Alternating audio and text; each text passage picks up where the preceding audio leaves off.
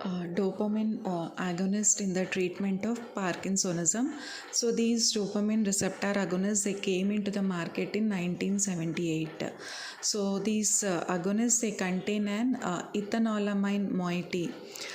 So what does this agonist contain? They contain an ethanolamine moiety. So these dopamine receptor agonists, they contain an ethanolamine moiety, and they are categorized into ergot and non-ergot derived based on receptor specificities. So how are they divided, categorized into ergot and non-ergot derived based on receptor specificities. These drugs, they stimulate the activity by binding to the dopaminergic receptors, and unlike levodopa, they don't have to get converted into dopamine.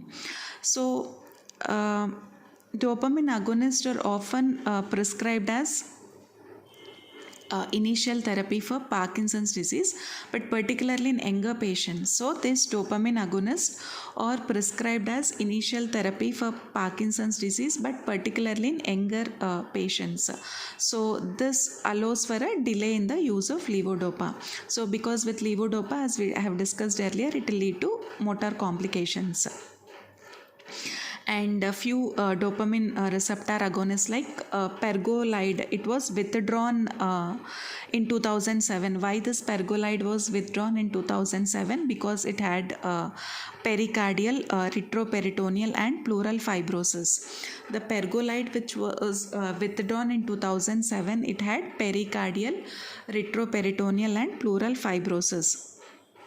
So few of these drugs, they are available in controlled or prolonged release formulations, or tablets, patches, and also injections. So this dopamine agonists are available in the form of tablets, patches, and injections. We have this rotigotin patches are useful in patients who are not able to take oral medications, that is when patients are kept nil by mouth for surgery.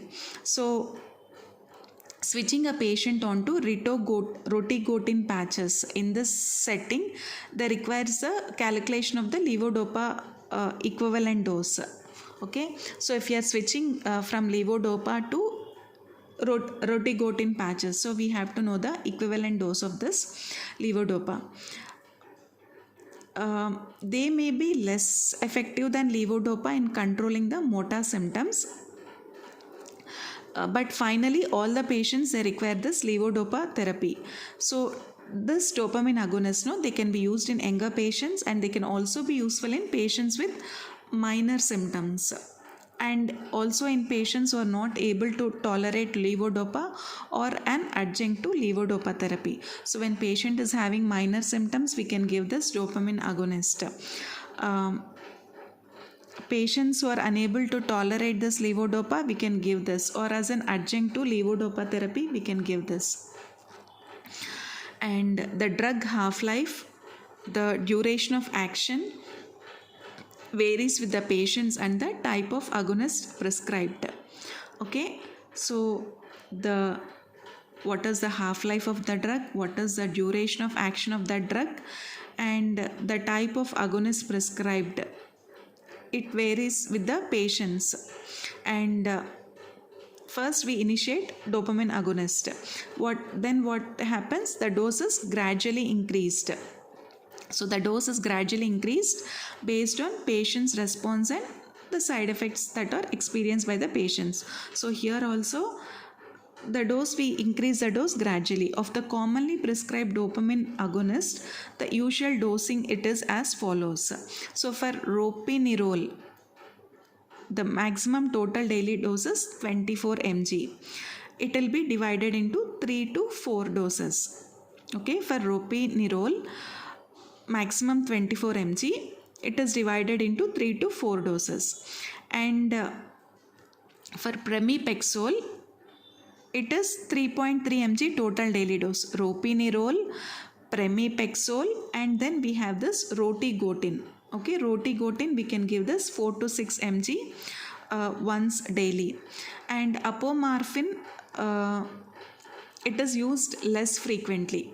Okay, apomorphine is used less frequently, but this can also be used in relieving the severe OFF episodes when given as a subcutaneous injection. And treatment with dopamine agonist, they have shown to result in a reduced incidence and severity of this dystonia, motor fluctuations, and dyskinesia in comparison to levodopa. So this levodopa, it is known to cause dyskinesia, motor fluctuations, and dystonia. So treatment with this dopamine agonist, they result in reduced incidence and severity of dystonia, motor fluctuations, and dyskinesia in comparison to levodopa. But they will cause other side effects. So what are the other side effects that are caused by this dopamine agonist? So the common side effects are nausea and vomiting. So why this nausea and vomiting? Because this dopamine agonist stimulates the area postrema. So where is this area postrema located? It is situated in the medulla, wherein the blood-brain barrier is disrupted. Okay, so the most common side effect of this dopamine agonist is nausea and vomiting because of the area postrema situated in the medulla at a site in which blood-brain barrier is disrupted. And dry mouth, insomnia, peripheral edema, constipation, fainting, hallucinations, and sleepiness. Dry mouth, insomnia, peripheral edema, constipation, fainting, hallucinations, and sleepiness. And the most important adverse effect of this dopamine agonist is compulsive and impulsive behavioral problems. Okay, the most important adverse effect of this dopamine agonist is compulsive and impulsive behavioral problems, that is impulse control disorders. So hypersexuality, gambling, binge eating, so all these are known to occur with dopamine.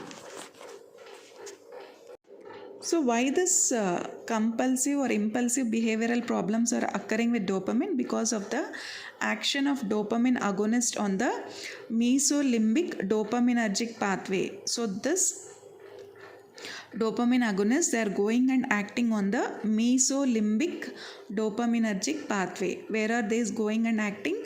They are going and acting on the mesolimbic dopaminergic pathway. And another important consideration is dopamine agonist withdrawal syndrome. So which may occur when a person with compulsive or impulsive behavior stops taking or reduce the dosage. So what are the symptoms of withdrawal syndrome? So the main side effects are behavioral problems, and patient will also have the withdrawal symptoms. So what are the withdrawal syndromes? They include anxiety, panic attacks, insomnia, irritability. So while we are withdrawing the dopamine agonist, we have to be very careful.